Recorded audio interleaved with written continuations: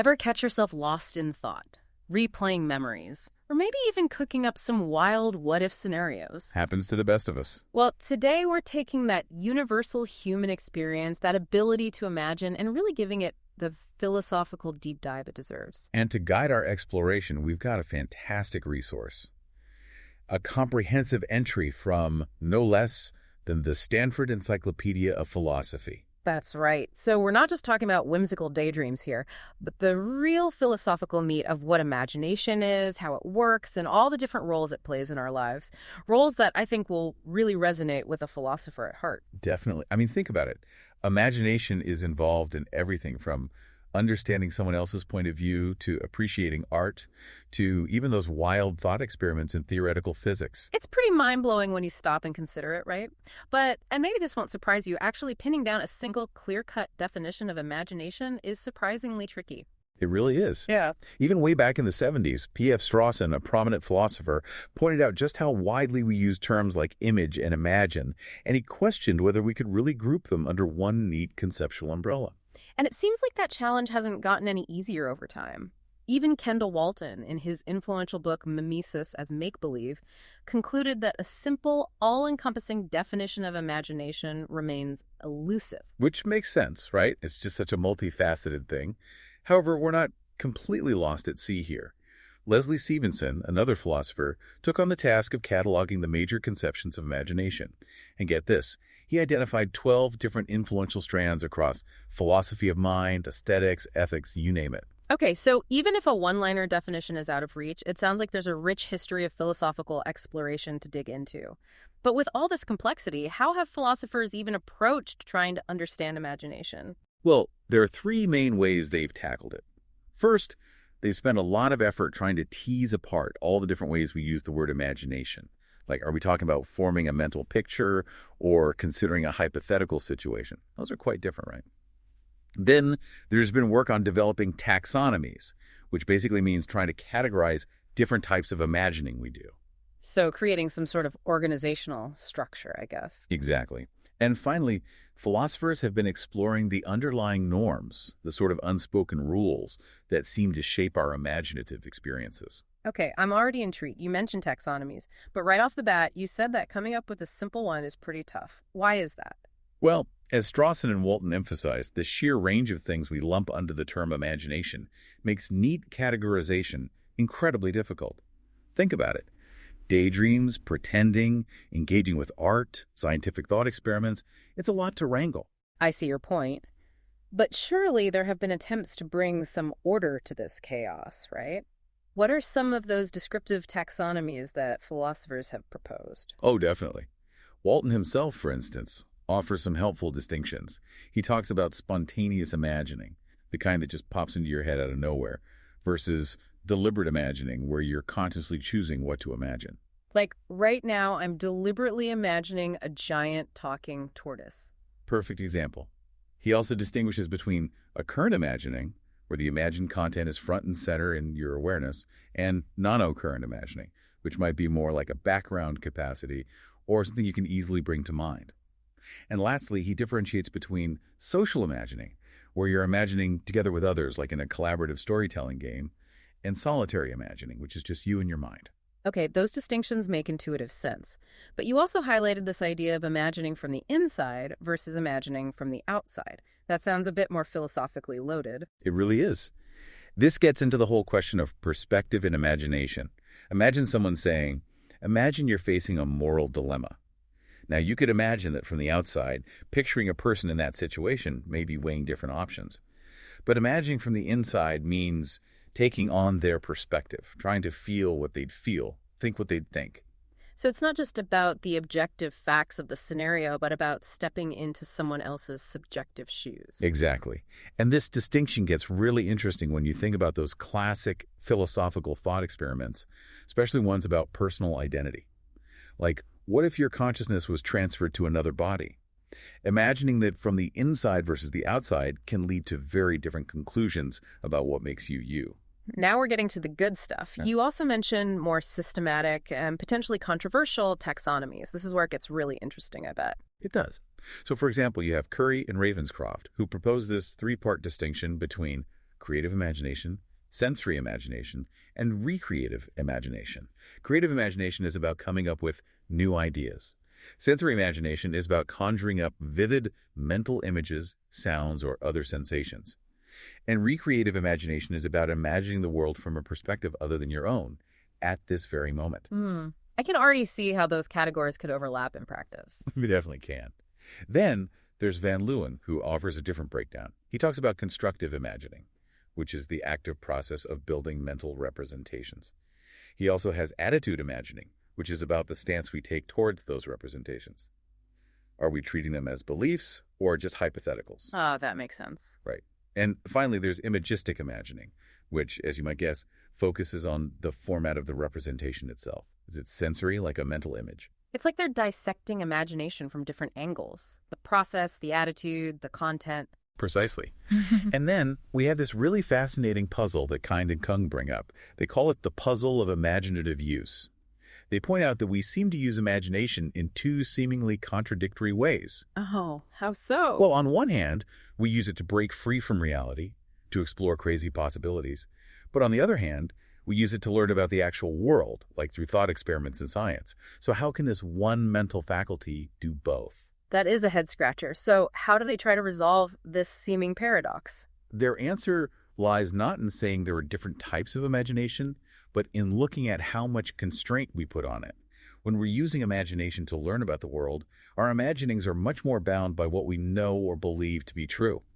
But when we're being creative, we loosen those reins and let our minds wander more freely. Makes sense. It's like imagination with a leash, sometimes short, sometimes long. Exactly. And finally, the Stanford Encyclopedia entry also gives us a categorization based on the structure and content of our imaginings. There's propositional imagining, where you're imagining that a particular proposition is true. Like imagining that I'm having pizza for dinner tonight. Exactly. Then there's objectual imagining, where you're focused on a specific object or situation, whether it's real or fictional. Like imagining a talking cat or a bustling marketplace in ancient Rome. Perfect. And lastly, there's imagining Xing, where you're mentally simulating an action or experience from a first-person perspective. So like imagining myself winning a marathon or giving a speech to a huge crowd. You got it. So we've got imaginings about facts, about objects, and about actions. It really paints a picture of the sheer variety of things our minds can conjure up. Okay, so we've dipped our toes into the different flavors of imagination. Now, what about these governing norms you mentioned? Are there like unwritten rules that shape how our imagination works? Yeah, there are two big ones highlighted in the entry: mirroring and quarantining. Mirroring is basically the idea that when we imagine something, we tend to fill in the details based on how things work in the real world. So if you imagine a cup of coffee, you'll probably imagine it being hot, unless you're specifically imagining it cold. Makes sense. We're drawing on our real-world knowledge to make our imaginings more realistic. Right. And there's this really neat experiment by Alan Leslie that shows this in action. He had kids engage in an imaginary tea party. Now, the cups were actually empty, but the kids still acted like they were full, pretending to pour, drink, and even spill the imaginary tea. It's like their real-world knowledge of tea parties was guiding their pretend actions. That's really cool. It's like our imagination is built on a foundation of reality. What about quarantining? That sounds intriguing. Quarantining is the norm that keeps our imaginings from directly spilling over into our real-world beliefs and actions. So the kid at the tea party doesn't actually expect the table to be wet after spilling the imaginary tea. And someone vividly imagining winning the lottery doesn't start spending money they don't actually have. So it's like maintaining a mental firewall between what if and what is. But the entry also talks about times when these norms get violated, right? Disparity and contagion. Exactly. Disparity happens when our engagement with imagined content gets out of sync with how we engage with things we actually believe. This can happen in a few ways. For one, imagined content can be incomplete. Like you might imagine a detailed scene, but not know the answer to some random question about it. Or it can be incoherent, like imagining a world where the laws of physics are all messed up. Okay, that sounds pretty wild. Right. And then there are these things called discrepant responses. This is where our reactions to something we're imagining are totally out of whack with how we'd react if it were real, like finding the destruction of humanity amusing. Yikes. Definitely a violation of the mirroring norm. Right. And then there's contagion, which is when our imaginings start to bleed into our real-world attitudes and actions. Uh-oh. Like becoming afraid to sleep in your bed because you imagined a spider there? Exactly. That would be affective contagion, where the imagined emotion spills over into real life. Then there's cognitive contagion, where imagined scenarios prime our minds and affect our perceptions or beliefs. Like, if you spend a lot of time imagining a certain type of bird, you might start misidentifying other birds as that type. It's almost like our imaginations can be a bit too powerful sometimes. Okay, so we've talked about the nature of imagination and the norms that govern it. Now let's dive into how it fits into our overall mental architecture. And the way philosophers typically approach that is by comparing and contrasting imagination with other mental states, like belief and desire. Right, because those are more well defined, or at least we think they are. So let's start with imagination and belief. Both seem to involve representing information in our minds. So, what are the big similarities and differences? Well, they're both considered cognitive attitudes, which basically means they're mental states directed at some content. And that content can be the same for both. You can believe it's raining and you can imagine it's raining. Some even think the underlying cognitive format of these representations might be the same, the way they're encoded in the brain. I guess that could explain why they sometimes feel similar. It could. But when you look closer, there are some crucial differences. One key difference is in their normative status. Normative status. It's about what they aim for, what their purpose is. Belief, we could say, aims at truth. If you find out something you believe is false, you're kind of obligated to change your belief. That's just how belief works. But imagination, you can imagine all sorts of things you know aren't true. There's no pressure for it to match up with reality. Yeah, that makes sense. Although I'm curious, are there any philosophers who challenge this clear-cut distinction? There are. Neil Sinababu, for instance, argues that the relationship between belief and truth might be more complicated than this simple picture suggests. Okay, so the connection to truth is a bit more nuanced.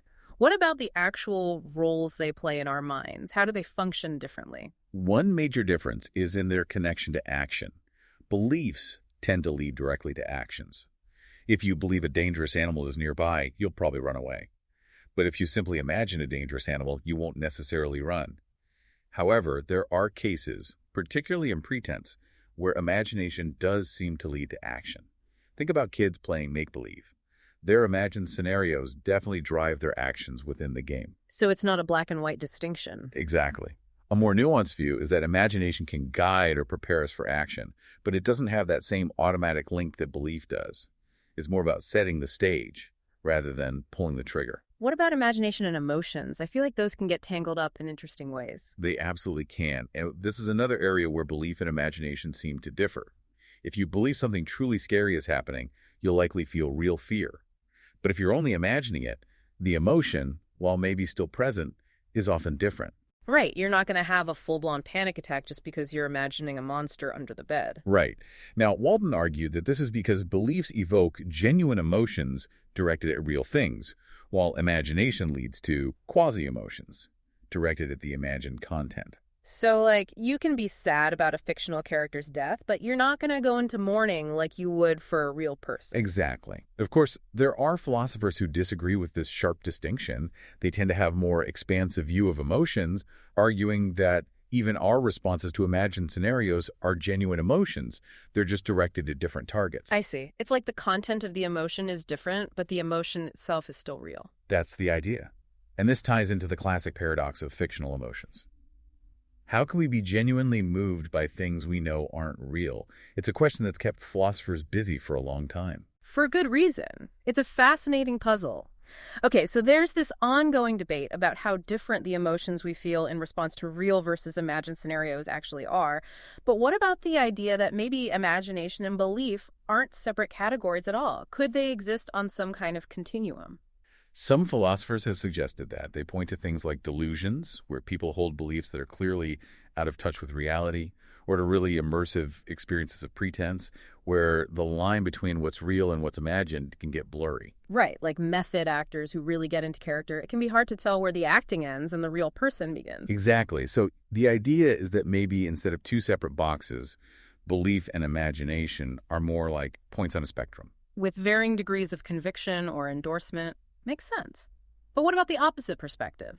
That maybe imagination isn't a separate faculty at all and can be reduced to or explained in terms of belief. There are philosophers who explore that too. Like Langland Hassan argues that we can explain things like pretense using just beliefs, particularly beliefs about counterfactual situations. And Matravers suggests that engaging with fiction doesn't necessarily require us to actually imagine anything. It might be more about taking a certain stance towards the fictional work. So it's like those optical illusions where you can see two different images depending on how you look at it. Same phenomena, different interpretations. Okay, so the relationship between imagination and belief is clearly a tangled web. Let's shift gears now and talk about imagination and desire. A whole other can of worms. Right, because belief is cognitive, it's about what we take to be true, and desire is conative, it's about what we want. And they have different directions of fit. Mhm. Belief is about fitting our minds to the world, while desire is about trying to make the world fit our desires. But this raises a really interesting question. Is there a kind of conative counterpart to imagination, something like a desire-like imagination or a make desire? Some philosophers think so. They call it I desire too. And there are a couple of reasons why they think this might be a useful concept. One is to explain the drive we see in pretense. Like why kids get so invested in their make-believe games. Exactly. Doggett and Egan, for example, argue that just like belief and desire work together to motivate our actions in the real world, maybe there's a cognitive imagination, the imagined scenario, and a conative imagination, a desire-like attitude towards that scenario that work together to drive our actions in pretense. Okay, that makes sense. It's like having a mini belief desire system within the world of make-believe. That's the idea.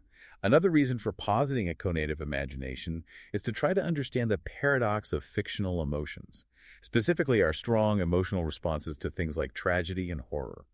Even though we know it's not real, we can still feel deeply moved. Right, like crying during a sad movie. Exactly.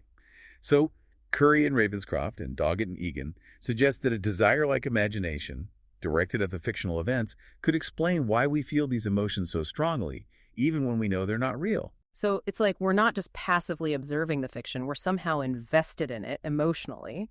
But are there good arguments against the existence of a conative imagination? There are. Many philosophers argue that we don't need this new category, that we can explain everything we need to with our existing understanding of beliefs, desires, and emotions. Kind, for example, points out a potential problem. If conative imagination is supposed to motivate actions in pretense, it needs to be connected to our action systems. But if it's supposed to explain fictional emotions without leading to inappropriate real-world actions, it needs to be disconnected from those systems. So how can it do both? Yeah, that's tricky. You can't have it both ways. Right. And Nichols raises some other concerns about internal inconsistencies in the arguments for conative imagination. So the jury's still out on this one. It definitely seems like a slippery concept. Okay, let's move on to another fascinating relationship. Imagination, imagery, and perception. This is where the sensory, experiential side of imagination comes into play, right? Absolutely. We've been talking a lot about propositional imagination, which is about imagining that something is the case. But there's also this whole other dimension of imagination that involves sensory experiences, particularly visual imagery. The classic picture in the mind's eye. And it seems pretty intuitive that there's a similarity between those mental images and actual perception, right? There is. Philosophers generally agree that they share a lot in terms of content. So your mental image of a red apple, in terms of its color, shape, maybe even a texture, can be very similar to your experience of actually seeing a red apple. But I imagine there are also some key differences. Oh, definitely. The intensity is usually different. Mental images tend to be fainter or less vivid than perceptions. And we have more voluntary control over our mental images. We can conjure them up and manipulate them, which we can't really do with perceptions. Unless you're on some serious hallucinogens. True. But even more fundamentally, mental images and perceptions have a different causal relationship to the world. Perceptions are caused by something out there in the world, while mental images are generated internally. It's like one is a recording and the other is a simulation. A good analogy. And it's worth noting that because the nature of perception itself is still a big debate in philosophy, fully understanding its relationship to imagery is tricky. Makes sense. It's hard to compare something to a moving target. So there's agreement that the content can be similar, but the underlying mechanisms and our control over them might differ. What's the historical perspective on this? Was imagery always seen as central to imagination? For a long time it was. Aristotle, for instance, had this concept of fantasia, which was closely tied to the production of mental images. And philosophers like Descartes and Hume basically equated imagining with having a mental image. So no image, no imagination. Pretty much. But then Berkeley, the famous idealist philosopher, came along and raised this interesting puzzle. How can we visualize the unseen? If imagination is all about mental images, how can we imagine things we've never actually perceived? Yeah, that's a tough one. Like, how could someone who's been blind from birth imagine the color red? Exactly. It suggests that maybe imagery isn't the whole story, Hmm. and that's reflected in contemporary views. So, where do things stand now? Well, philosophers recognize the importance of imagery in some forms of imagination, but there's also a growing acceptance that you can have propositional imagination, imagining that something is the case without needing vivid imagery. Walton is a big proponent of this view. But not everyone agrees, right? Right. Kindly, for example, argues that we need imagery to explain certain features of imagination, like its ability to evoke emotions and guide our actions. And Langland Hassan, always trying to find a middle ground, suggests that some imaginative attitudes might have a mix of propositional and imagistic content. It's like a spectrum, from purely propositional to highly imagistic. Okay, so the role of imagery is still being debated. What about the implications of all this for the connection between imagination and action? That's where it gets really interesting. The traditional view is that propositional imagination doesn't directly lead to action. It works through belief and desire. But then you have this inactivist view of perception, which argues that perception can be directly linked to action. And some philosophers are saying, hey, if imagistic imagination is so similar to perception, maybe it can also be directly linked to action. Like, if you vividly imagine yourself shooting a basketball, that could actually help improve your real-world performance. That's the idea. And Briscoe, who talks about this concept of make-perceive, where we intentionally blend perception and imagery, really highlights this idea that imagery can directly guide our actions. That's super cool. It's like our mind can't tell the difference between a really vivid image and the real thing, so it starts preparing our body to act accordingly. Exactly. So it seems like bringing imagery back into the picture could really change how we understand imagination's role in our lives. Okay, let's shift gears again and talk about imagination and memory. They do seem like close cousins, right? Both dealing with things that aren't present, often involving imagery, and susceptible to distortions and errors. You got it. And in fact, Hobbes, the 17th century philosopher, famously argued that they're essentially the same thing, just directed at different time frames. Imagination is about the future, the hypothetical, while memory is about the past. But that's not the dominant view, is it? No. The more common view is that they're distinct, which is called discontinuism. And there are a couple of main arguments for this. One focuses on internal subjective experience. Hume, for example, said that memories are more vivid and lively than imaginings, although there's debate about whether that's really a reliable distinction. Yeah, I can imagine some memories being pretty hazy and some imaginings being super vivid. Exactly. The other main argument for discontinuism focuses on external factors, specifically the causal connection between memories and past events. Memories are supposed to be caused by actual experiences, while imaginings aren't. Aristotle was an early proponent of this view. So it's about the source of the content, real experience versus internal generation. But you mentioned that cognitive science is raising some challenges to this traditional view. It is. Research on the fallibility of memory, like the misinformation effect where people can be led to remember things that didn't happen, is showing that memory is more reconstructive and prone to error than we once thought. And this starts to sound a lot like how imagination works. Right, we're not just pulling up pristine files from a mental archive. Not at all. And neuroscience is showing that the brain areas involved in remembering the past and imagining the future overlap significantly. This suggests that they might be using some of the same neural machinery. That makes sense. It's all about mentally time traveling, whether it's to the past or the future. Exactly. And there are even cases of brain-damaged patients who have trouble both remembering and imagining, which further supports the idea of shared cognitive underpinnings. So the neat separation between memory and imagination is starting to crumble. It is, and this has led to a renewed interest in continuous views, the idea that memory and imagination are more closely related than we thought. Philosophers like Michaelian argue that maybe we don't need a causal connection to define memory, and that remembering could be a kind of imaginative reconstruction of the past. It's like we're building a story based on the fragments we have rather than just replaying a video recording. But there are still those who hold on to the distinction, right? Absolutely. Davis, for instance, argues that despite all these similarities, remembering and imagining are still fundamentally different activities. So the debate rages on. Finally, let's talk about the relationship between imagination and supposition. Supposing something is basically entertaining a hypothesis, which sounds very close to imagining a scenario. It does. And figuring out where or if to draw the line is tricky. One way philosophers try to distinguish them is by looking at the subjective experience. Imaginings are often said to be more vivid and detailed than suppositions, which are seen as more abstract.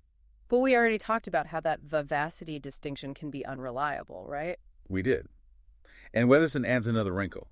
He says that supposition can be coarser-grained than imagination. It's more about the core hypothetical content, without all the bells and whistles that we might add when we're imagining. Okay, so subjective experience might not be the best guide. What about functional differences? Do imagination and supposition play different roles in our minds? Several philosophers have proposed functional distinctions, but there's no real consensus. Some argue that imagination leads to a wider range of mental states, including emotions, while supposition is more purely cognitive. Others point to imaginative resistance, the fact that we can sometimes refuse to imagine things that we're perfectly capable of supposing. Right, like I can easily suppose that someone committed a terrible crime, but I might find it really difficult to actually imagine it happening. Exactly. And there are other proposed distinctions based on whether imagination is involved in pretense or whether it has both cognitive and conative components. It's a really messy landscape. So while there might be subtle differences in how they function, there's no clear-cut dividing line. It's almost like they're two sides of the same coin. That's a good way to put it. And as with memory, trying to neatly categorize philosophers as continuous or discontinuous in this context is difficult. Okay, so we've journeyed through the conceptual jungle of defining imagination and its relationship to other mental states. Now, let's zoom out and look at the big picture. All the amazing roles imagination plays in our lives. And it really is a wide range. The entry talks about everything from mind-reading and pretense to our engagement with art, creativity, knowledge acquisition, and even how we understand figurative language. It's pretty remarkable how pervasive imagination is. It really is. Let's start with mind reading, our ability to understand other people's mental states. Which, as you know, is crucial for social interaction and navigating the world. And for a long time, the main debate in this area has been between theory and simulation theory. Right, two competing explanations for how we figure out what's going on in other people's heads. Exactly. Theory says we use a sort of folk psychology, a set of intuitive rules about how minds work.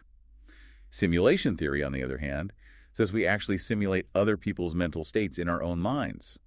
It's like we're running a little mental model of them. So in the simulation theory view, we're kind of putting ourselves in their shoes imaginatively. Exactly, and that's where imagination comes in. It's seen as a crucial tool for running these mental simulations, though some more recent accounts suggest these simulations might happen unconsciously without us necessarily being aware of them. I guess that makes sense. We're not always consciously thinking, okay, let me imagine what this person is feeling. Right. It can be more automatic than that. And of course, there are now hybrid theories that combine elements of both theory and simulation theory. The best of both worlds. Exactly. And there's even this idea that the cognitive mechanisms we use for pretense, for playing make-believe, might be the same ones that underlie our ability to understand other minds. So our childhood games of pretend could be training us to become better mind readers. That's pretty cool. It is. Okay, speaking of pretense, it's another area where imagination plays a key role. But it's important to distinguish between imagination as a mental state and pretense as actions and behaviors. Right. One is about what's going on in our heads. The other is about what we do in the world. Exactly. And when it comes to pretense, there's this fundamental debate about its nature. You have meta-representational theories, which say that pretense requires a special cognitive ability to represent our own mental states as being about something else. It's like having a little pretend tag in our minds. So I'm not just thinking about a unicorn. I'm pretending to think about a unicorn. Exactly. Then you have behaviorist theories, which try to explain pretense just in terms of observable behaviors in context.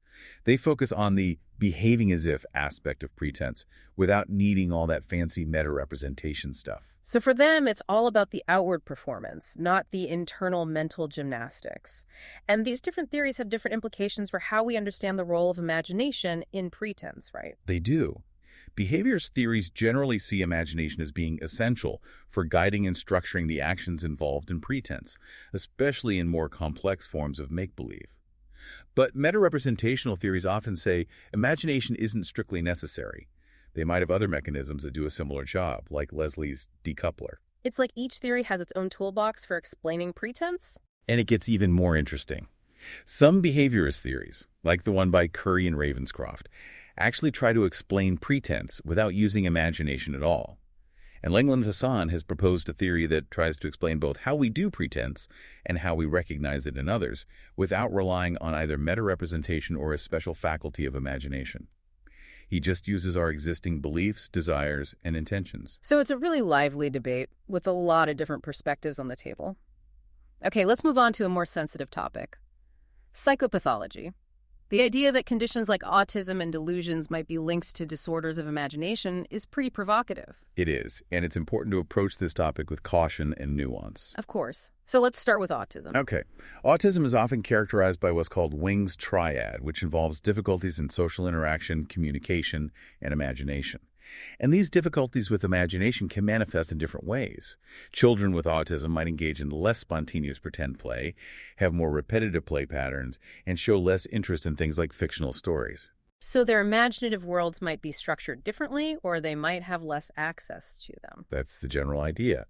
And some philosophers have even proposed more radical theories, like Curry and Ravenscroft argue that the core social and communicative difficulties in autism might actually stem from a fundamental impairment in the capacity for imagination. So for them, it's not just a side effect, it's the root cause. Exactly. Now, when it comes to delusions, those firmly held beliefs that are out of touch with reality, the traditional view is that they're disorders of belief. But some philosophers are exploring whether imagination might play a role here, too. That's interesting. How so?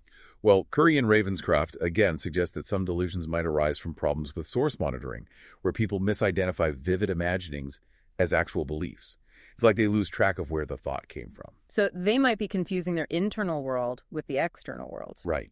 And Gendler proposes that in some cases, imaginings might actually start to function like beliefs in a person's mind, even though they're not grounded in reality. It's like those imaginings take on a life of their own. Exactly. And Egan even introduces this term bimagination to describe kind of in-between mental state, something that shares features of both belief and imagination.